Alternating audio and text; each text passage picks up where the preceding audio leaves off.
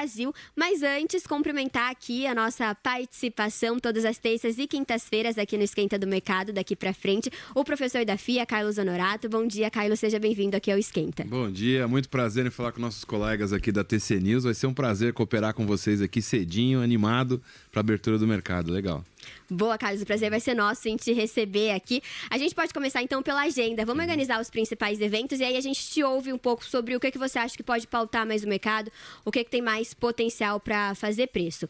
A gente tem os balanços, né, aqui mais do lado do corporativo, Alibaba sendo divulgado antes da abertura do mercado lá na China, depois tem o balanço de Dell, depois do fechamento do mercado. 8h30 tem investimento direto estrangeiro aqui no Brasil, referente ao mês de outubro.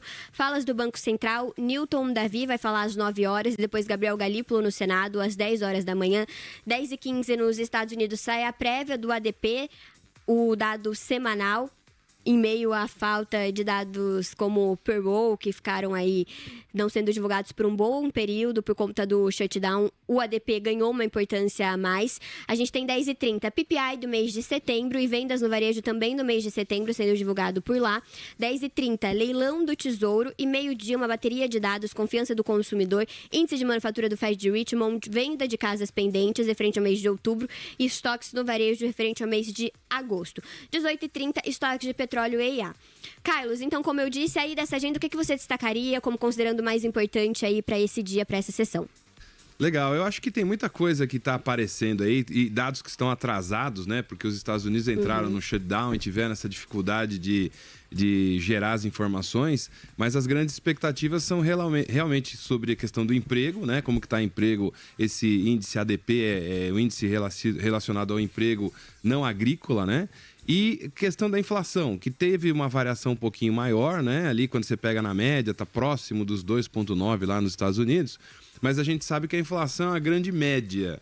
Então você tem aí uma parte dos Estados Unidos que sofreu muito em relação a bens de consumo, a alimentos e tudo mais, e essa é uma das razões pelas quais o nosso colega Donald Trump ele diminuiu as tarifas sobre o Brasil, né? Então eu acho que é bom a gente ficar de olho. As falas do presidente do Banco Central, né, e da diretoria são interessantes também porque geram informações e expectativas de como está a situação brasileira, né? Então, essa série de dados que a gente vai ter nos Estados Unidos depois de um bom tempo e também ficar de olho nas falas de Gabriel Galípolo, Newton Davi, dirigentes do Banco Central, na visão do professor Carlos Honorato. Professor, queria então já entrar aqui nos temas que a gente combinou de pautar, né? Primeiro, falando um pouco sobre Estados Unidos. Você separou aqui a questão do soft land por lá, se ainda é plausível, também se já morreu e ninguém quer admitir. Queria então que você trouxesse um pouco mais desse assunto. E nas últimas semanas a gente tem principalmente a questão da política monetária pautando bem os mercados. Pois eu acho que a gente tem sempre uma ansiedade em relação ao que vai acontecer com os Estados Unidos, especificamente em relação à desaceleração da economia americana. A gente estava vendo alguns dados, por exemplo, do Japão, né, que está aumentando aí a emissão monetária, né, o que causa uma ansiedade em todo o mundo, porque à medida que você tiver uma desaceleração americana, né, ou pelo menos um soft landing, como a gente fala, o risco de você ter uma inflação maior é menor, né? E tendo uma inflação menor, os juros também tendem a não aumentar na próxima reunião do Fed, que é agora, acho que 9 e 10 de dezembro, né? Então, para nós que somos uma economia emergente, a gente tem que ficar muito de olho nessa questão dos juros internacionais. Nossa taxa de juros já está muito alta, né? Então, se você tiver qualquer movimento de aumento de juros nos Estados Unidos ou lá no Japão, isso gera uma expectativa de que a gente vai ter que aumentar juros aqui ou diminuir mais a nossa previsão de diminuição. Então, observar esses dados dos Estados Unidos, especificamente sobre como está a economia, a atividade econômica, é fundamental para a nossa vida aqui também, né? A princípio, não me parece que você vai ter grandes surpresas, né? A economia americana não está desacelerando, mas também não está crescendo, né? Não está aumentando, principalmente quando a gente fala de emprego, né? A geração de empregos tem ficado meio na expectativa do mercado. Então, isso também dá uma certa tranquilidade de inflação. Então, é sempre aquela coisa meio bipolar, né? Se vai ter inflação ou se vai ter crescimento econômico. Então, eu acho que a gente descartou um pouco, assim, que você vai ter uma queda brutal na economia americana, mas a gente tem que observar isso com carinho. Professor, e aí eu queria te ouvir também sobre essas falas que a gente tem acompanhado dos dirigentes do Federal Reserve. A gente acompanha dirigentes indo para caminhos bem opostos, numa divisão ali sobre o que fazer para a próxima reunião em dezembro. Tem dirigentes totalmente mais dovish, que colocam como principal ponto de observação o mercado de trabalho. Já tem outros dirigentes que citam bastante, acho que agora em um menor nível, talvez, de preocupação do que a gente já observou, mas também falam muito sobre inflação. Como que você olha para esses dois mandatos do Federal Reserve, pensando para a decisão de dezembro? Olha, é interessante quando a gente olha lá o presidente do Banco Central americano, né? Eu vi uma análise muito interessante que ele é um advogado, ele não é economista. Ele pode ter formação depois de economia e tudo mais, mas ele tem um lado político muito forte, né? Então, aqui no Brasil, a gente bate muito na tecla de que as decisões do Banco Central têm que ser técnicas e tal, e é verdade, tem que ser mesmo. Lá nos Estados Unidos é a mesma discussão. Agora, o que acontece é que o Jerome Powell, ele tem ali ele se equilibra nessa situação, né? Sabendo, inclusive, de que o presidente Trump está sempre no encalço dele ali para tentar puxar o tapete caso ele não faça aquilo que o Trump quer, né? Que é o quê? Manter as taxas de juros mais baixas para que a economia continue crescendo e continue forte. Então, aparentemente, como você disse, você tem aí mensagens diferentes, que até é uma tática, né? Quer dizer, você bota um bate mais, um é mais dovish, outro é mais hawkish, né? Você tem essas batidas diferentes, mas quando a gente pega o presidente do Banco Central americano, ele lida muito bem com esse equilíbrio de forças políticos. Talvez não fosse assim o papel dele ter esse olhar muito político, mas o que eu creio é que ele não vai ter nenhuma atitude radical, ou pelo menos ele vai sinalizar muito bem as expectativas do que ele vai fazer. Se os juros vão ser cortados, ele vai sinalizar, né? Porque ele sabe que a palavra dele gera uma expectativa no mercado muito grande.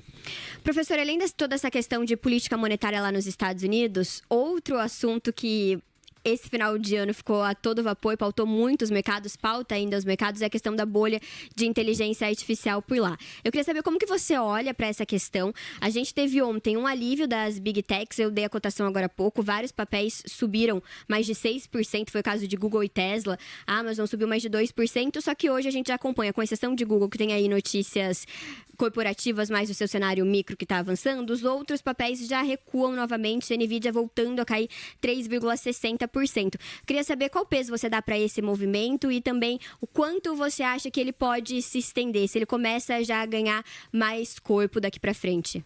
Eu acho divertido, né? Porque a gente está falando quando vai ter a bolha e não se existe a bolha, né? Nós já estamos considerando que existe uma bolha. Eu fico meio desesperado que eu acompanho algumas informações aqui no celular e toda hora tá lá, Nvidia no seu mais alto, né? Google no high time, enfim, no maior momento de todos os tempos.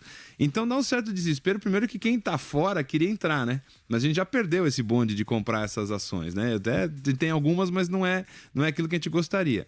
Então, o grande ponto é que a gente começa a fazer algumas comparações. Eu estava olhando algumas informações. Você pega o valor de mercado do Google, está em 4 trilhões, né? Se bobear, vale mais do que o Brasil. Você pega o faturamento da Apple, é algo em torno de 47, 48 bilhões de dólares, enquanto o PIB da Bolívia, só para a gente fazer uma comparação, é de 48 bilhões de dólares. Então, me parece que essa exuberância do mercado está muito grande, né? Então, eu concordo um pouco ali com aquele analista que previu aí a bolha de 2008. Quer dizer, a bolha é um negócio que a gente só vai descobrir que acontece no dia que ela estourar. E aí vai ser aquele desastre, né? Então, me parece que nós estamos fora da realidade em termos de produção, né? Em termos de possibilidade de geração de resultados versus a cotação das ações. E tem um outro agravante que quando a gente analisa ali o lado, você falou lá do micro, né? É Nvidia vendendo para OpenAI, que vende para não sei quem, que vende para o Google. As empresas que estão fazendo esse mercado crescer estão entre elas ali. Então você também não tem certeza, porque o grande ponto de uma bolha é o seguinte: o que está sendo investido em tecnologia e inteligência artificial vai gerar efetivamente resultados na mesma proporção do que você está investindo, né? Tem uma estimativa aí de 450 bilhões de dólares em CAPEX, que é a empresa gastando dinheiro, as empresas gastando dinheiro nos Estados Unidos para fazer a inteligência artificial funcionar. Isso vai gerar o retorno financeiro que eles precisam? Vai ter o número de assinaturas, de tokens, de gente usando inteligência artificial para isso? Não que não tenha, mas precisa ser na mesma proporção. Então, na minha visão, acho que a gente tem, assim, uma possibilidade de uma bolha, né? Eu acho que os mercados vão tentar se ajustar para que isso não estoure, mas essa história já foi contada no passado. O problema é que quando a gente está falando um pouquinho antes da bolha, parece que a gente é maluco, né? Quem é você para dizer que a bolha vai estourar, né? Se a gente está no alto de todos os tempos, mas é num pico que o negócio começa a descer. Então, esse cuidado a gente tem que ter, e quem é analista de mercado, investidor, no mínimo faria um cenário, né? Não estou dizendo que é para ficar desesperado, sair com todo o dinheiro, mas fazer um cenário de que a gente tem um risco de uma bolha realmente muito grande no mercado. Você tem uma visão mais cautelosa quanto a essa questão da bolha de inteligência artificial lá nos Estados Unidos, no setor de tecnologia. Professor, só para entender um pouquinho melhor seu raciocínio, eu queria te ouvir se você acha que a gente está perto desse ponto de estourar a bolha ou isso é muito difícil de prever na sua visão, você ainda não tem uma opinião em relação a isso. Olha, se eu soubesse prever, eu estaria bilionário, eu apostaria tudo. É muito difícil porque as bolhas podem murchar também, né? Então, esses movimentos de ajuste que a gente tem, de repente você pode ter uma correção do mercado e que você não tem um estouro de uma bolha, né? Quer dizer, o estouro de uma bolha acontece mais ou menos quando você tem um pânico generalizado sobre um determinado valor. Tem um filme com Kevin Spacey, de uns 20 anos atrás, chama... 20 anos atrás, não, acho que uns 10 anos atrás, que chama Momento Antes do Fim, que é a história de uma corretora que descobre que está com papéis a descoberto e é aquele momento em que a bolha estoura. Então, o grande desafio não é a gente prever a bolha, mas eu acho que é se preparar, se antecipar a isso. Eu posso estar errado e dizer que a gente vai ter uma bolha aí, né? Porque de repente não acontece, ela murcha, né? A gente pode ter só essa forte correção. Uma forte correção, mas o histórico que a gente vê de outros momentos, a gente teve a bolha 2000, a gente teve a crise de 2007, né? Então você começa a ter uma perspectiva de que há um risco muito grande. E quando você pega grandes investidores, os caras que estão com a grana aí mesmo no mercado, eles têm sido cada vez mais cautelosos, né? No sentido de que até apostam na inteligência artificial, mas fazem posições de garantia caso você tenha esse estouro. Então é muito difícil prever, né? A gente tem momentos em que parece que vai acontecer e não acontece, né? E como eu disse, se eu soubesse, eu estava ficando bilionário. Não é o meu caso. Agora, 7h34, chegando aqui no nosso chat, participando do Esquenta do Mercado, o Antônio, o Fabinho Silva, o Leonardo também mandando mensagem, o Ciclopes Bessent, o Paulo, o Maldito, o Ariposto também por aqui, o Ricardo e o Luiz Soares. Vou destacar aqui também a cotação do EWZ, a gente tem o Ibovespa dolarizado com uma alta de 0,53% no pré-mercado americano. Dá para destacar aqui a cotação do ADR de Petrobras, também com recuo de 0,08%. E a gente inaugura aqui no nosso overview também o nosso momento CME Group. A partir de agora, o nosso giro pelas commodities, que é um oferecimento da maior bolsa de derivativos do mundo. A gente vai passar pelas commodities metálicas, vamos também dar a cotação das commodities agrícolas e também passar pelas commodities energéticas. A gente tem o Brent nesse momento com uma queda de 0,28% aos $63,19. O WTI está com recuo de 0,24% aos $58,70, enquanto a gente tem o ouro com avanço de 0,87% aos $4.128 a onça Troy. A prata com uma alta de 1,03%, o cobre com avanço de 1,36% e o minério de ferro com uma alta de 0,95% aos $106. E só para registrar aqui, também a cotação dos futuros da soja subindo 0,24%, do trigo avançando 0,19%, do café subindo 0,24% e os futuros do milho avançando 0,35%. Queria começar trazendo aqui o Brent, uma matéria do Valor Econômico, a gente pode inclusive colocar aí na tela. O petróleo pode cair aos $30 o barril, a menos que alguém feche as torneiras, de acordo com a manchete. É uma republicação da agência Dow Jones. Isso poderá ocorrer porque as petroleiras estão bombeando petróleo em um ritmo recorde e a demanda não acompanha. A gente tem também um aumento de produção por parte da OPEP. Tudo isso pode pressionar os preços ainda mais para baixo. As petroleiras estão bombeando petróleo em um ritmo recorde e a demanda não acompanha. Essa dinâmica pode continuar até 2027, segundo a estrategista do JP Morgan, Natasha Kaneva. E se isso acontecer, os preços do petróleo podem cair para até $30 por barril no fim de 2027, cerca da metade do valor atual.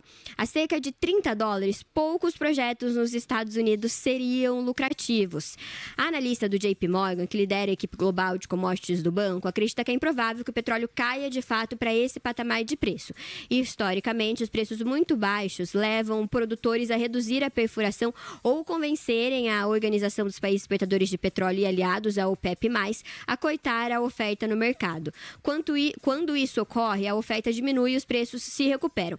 A projeção para o Brent mesmo dela, no cenário que ela acredita, cenário base, que a analista do JP Morgan trabalha, é aos 58 dólares em 2026 e 57 dólares em 2027. Para a gente concluir essa questão do Brent, um outro fator que pressiona também para baixo é as negociações de paz entre Rússia e Ucrânia. A gente ainda não tem, de fato, nada de concreto indicando que vai acontecer, mas as negociações, a discussão, pelo menos, entre Estados Unidos, Europa, Ucrânia, até com a Rússia, trazendo alguns comentários, começam a ganhar corpo. A Rússia criticou e fez uma contraproposta à proposta feita pela Europa no plano de paz da Ucrânia. À primeira vista, o plano europeu não é construtivo e não funciona, de acordo com o que disse um assessor da Rússia. A gente teve também os dois países intensificando a troca de ataques massivos enquanto ocorrem essas negociações. Os países se atacam mutuamente em meio ao conflito que dura já quase 4 anos. Então, enquanto tem essas negociações, essas reuniões em Genebra, os ataques continuam entre os dois países e o plano, que era de 28 pontos por parte dos Estados Unidos, passou a ser de 19 pontos. Ontem a gente teve declarações do Kremlin dizendo que o plano ele é construtivo. Alguns pontos são interessantes, são sim razoáveis e aceitáveis, mas outros pontos merecem maior foco por parte da Rússia e merecem uma discussão a mais. A Rússia ainda não concorda com alguns deles. Professor, eu queria te ouvir também sobre essa questão entre Rússia e Ucrânia, guerra entre os dois países. Qual que é a sua percepção sobre essa proposta que os Estados Unidos colocou em pauta?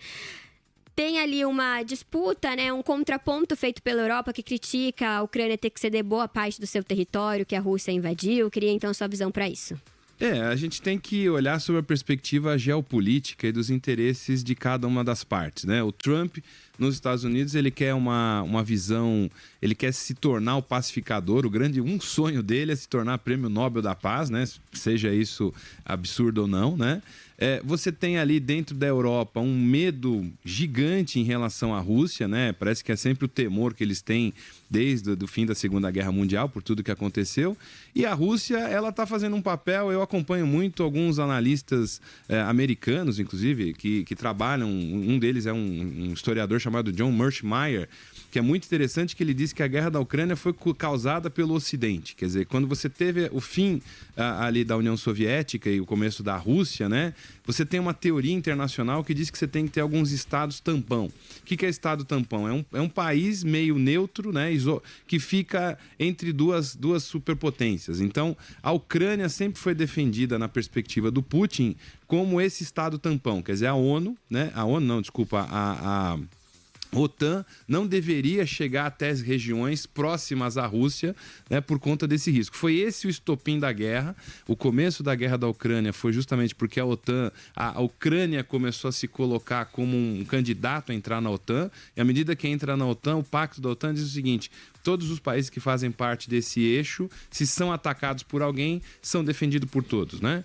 Então, a gente começa a chegar provavelmente num processo de conclusão, e eu creio que o Putin ele vai colocar como pontos fundamentais para que a guerra acabe. Primeiro, manter algumas regiões que estão ali na região leste da Ucrânia, onde já estão dominadas pelos russos e por maioria russa, e ele vai defender que a Ucrânia não possa entrar na OTAN, né? O resto, né, é questão de armas, tem um limite de armas que ele quer deixar na Ucrânia. Isso também vai ser um ponto muito, muito frágil dessa negociação, porque se a Ucrânia ficar muito enfraquecida, abre portas para que ele faça uma nova invasão lá na frente. Então, o equilíbrio é muito instável, né? A Europa está enfraquecida nessa decisão, porque percebeu que não tem a força que precisa sem os Estados Unidos. Os Estados Unidos estão empurrando para uma decisão, e eu acho que a decisão acaba sendo favorável à Rússia, porque a Ucrânia não tem condições de manter essa guerra por muito mais tempo, até porque é uma guerra estúpida, não importa quem começou, mas o importante é que alguém termine com isso, não é? 7 horas com 40 minutos. Professor, aproveitar que a gente está falando sobre commodities é muito ligado à questão da atividade global. A gente também está no nosso giro pelo exterior e trazer um outro tema que você separou aqui, que são os 2 choques que podem virar o jogo da economia global nos próximos 12 meses. Eu queria que você contasse pra gente, na sua visão, quais são esses 2 choques.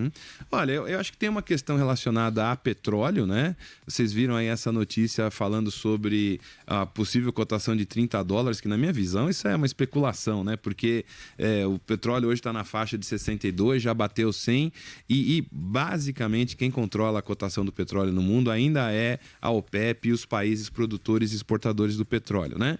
Mas a gente tem um movimento cada vez mais forte de transformação energética, né? Mesmo que a COP30, na minha opinião, tenha sido um fracasso, e não é um fracasso por culpa do Brasil, né? Ela é um fracasso porque é um absurdo você estar há 30 anos discutindo o clima e não chegar a conclusão nenhuma. Chegar à conclusão de que vamos inserir alguns povos, vamos mudar a nossa discussão, fazer uma reunião mais conjunta, não faz sentido. Mas você tem essa transição energética que é muito forte. Então, esse é um grande choque que a gente pode ter nos próximos anos. E um país como a Arábia Saudita, por exemplo, que é líder nessa exploração de reservas e de produção de petróleo, você percebe que ele está mudando o perfil, deixando de ser um país eminentemente exportador de commodities para se tornar um país com uma economia multidiversificada, né? Então, acho que a questão da energia é um possível choque nos próximos anos. E você tem uma questão relacionada à produtividade, relacionada à inteligência artificial, né? Então, esse choque, como a gente já estava comentando no início, ele pode ser efetivamente uma mudança de paradigma. E talvez seja a única coisa que sustente esse crescimento econômico. Você vai ter tantos ganhos de produtividade. Eu acredito que aqui nós já estejamos trabalhando muito, o mercado financeiro já está trabalhando muito com inteligência artificial, mas isso está acontecendo em todos os segmentos. Então, são 2 tendências que eu diria que são de médio e longo prazo que tem que estar no radar das pessoas. Agora, até isso acontecer efetivamente, a gente não vai ter grandes variações, né? Então, às vezes eu olho com muita cautela essas notícias de que o petróleo pode cair para metade do preço. Basta os árabes fecharem a torneirinha que isso não vai acontecer. Sim. Mas no longo prazo, efetivamente, a questão da energia é um dos pontos que a gente tem que estar E está vivendo isso no Brasil, né? Com carros elétricos, com novas formas de uso de energia e tal. Então, a gente tem que observar isso com carinho. Então, a gente tem 2 pontos na sua visão, 2 choques que podem acabar impactando a economia global, que é a transição energética, afetando principalmente o petróleo, e também a questão da produtividade ligada à inteligência artificial. E aí, só para completar, a questão da inteligência artificial, você também enxerga ela impactando o mercado de trabalho, e isso já deveria promover um movimento do Fed mais ativo ou ainda não seria o momento? Olha, é difícil a gente dizer, porque o Fed ele vai olhar muito mais para a atividade econômica, né? Sua pergunta é boa, quer dizer, ele vai olhar muito mais para a atividade econômica como um todo, né? O ganho de produtividade é o que sustenta o crescimento da economia. O Banco Central ele acaba não olhando para o crescimento da economia. Ele não está muito preocupado, porque ele está preocupado com a inflação, né? Por isso que ele não tem vergonha nenhuma de aumentar a juro mesmo que a economia esteja crescendo. Então, não é o crescimento econômico que induz o Fed a fazer mudanças na taxa de juros. Ele cuida da política monetária, ele cuida da questão da disponibilidade de dinheiro e da inflação, de cuidar da inflação. Então, os ganhos de produtividade, eles são o quê? É você fazer mais com menos. Então, à medida que você consegue fazer mais com menos, sendo mais produtivo com a tecnologia, você acaba até, eu vi alguns analistas dizendo que você acaba até retardando o crescimento econômico, você produz mais com o mesmo, né? Então, é uma forma de eficiência, isso é muito bom, isso é muito bacana.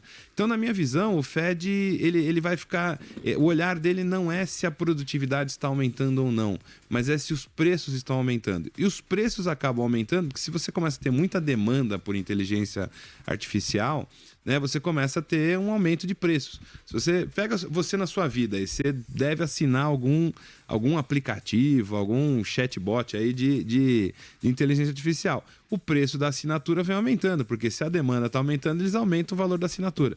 Então, é muito mais do lado de você ter oferta e demanda gerando um aumento da demanda que pode aumentar os preços, e aí sim o Fed tem que atuar, e não a produtividade efetivamente da inteligência artificial. 7h45, a gente encerra o nosso giro pelas commodities, agora o nosso momento CME Group. Vamos passear rapidamente pela cotação dos criptoativos. O Bitcoin está com uma alta de 1,39%, cota $87.241. O Ethereum avança 3,39% aos $2.895. A gente observa uma certa recuperação dos criptoativos depois de fortes quedas. XRP subindo 6,89%, Solana avançando 5,59%. Agora, a gente fala de Brasil também, vamos discutir um pouco do cenário interno. A gente teve ontem a nossa curva de juros caindo, né? Fechando perto da estabilidade. A gente também teve a cotação do dólar do Ibovespa Futuro. Eu vou trazer para vocês daqui a pouquinho, porque no meu Profit ainda está aparecendo aqui no 0 a 0, mas trazendo a informação daqui a pouco para vocês sobre essas cotações e como que o mercado fechou. Então, já vou antecipar aqui, enquanto eu pego esses números, a análise do professor Carlos Honorato, que está participando com a gente aqui no Esquenta do Mercado nessa terça-feira. Vamos começar falando sobre esse rally, então, um rally atual. Como que você enxerga ele? O Ibovespa chegou a emendar aí 15 pregões consecutivos de alta, depois acho que só não conseguiu o 16º, mas desde que começou esse rally a gente também não teve uma forte correção, o Ibovespa segue com uma certa força, uma certa resiliência. Tem algum fundamento para embasar tudo isso, ou é uma euforia de curta duração para o mercado brasileiro? I had the time of my... Eu acho que é uma euforia, mas a gente tem que pensar o seguinte: durante todo esse ano de 2025, o Ibovespa sofreu, né? Quer dizer, a gente teve várias oscilações mais para baixo do que para cima, principalmente quando entraram aí as medidas do Trump. Então, essa insegurança impactou diversos papéis. Então, a própria Petrobras teve aí dificuldades em alguns momentos, mas você pega toda a área de mineração, papéis de mineração, essa questão dos juros impactando o mercado imobiliário, né? Então, você teve efetivamente muita oscilação para baixo, né? No Ibovespa, ele não teve um desempenho maravilhoso durante todo o ano, foi muito incerto, né? Então, eu acho que a gente está recuperando um pouco do tempo perdido. Eu não considero isso uma euforia desmedida, né? Nós estamos retomando o estágio que a gente precisava. E quando a gente faz compõe o Ibovespa em dólar, né? Quer dizer, quando você faz o valor real da Bolsa, ela está em níveis ainda de 10 anos atrás. Então, a gente tem uma perspectiva ainda de crescimento. Aí eu acho que o cuidado tem que ser muito em setores, em segmentos, né? Porque como você também tem essas questões internacionais muito relacionadas a segmentos, você tem essa questão, de novo, falando sobre, por exemplo, minérios, né? Minério de ferro, tudo mais. A China está entrando com uma grande produtora de minério de ferro, que não era o caso, né? Ela também é a maior produtora de aço.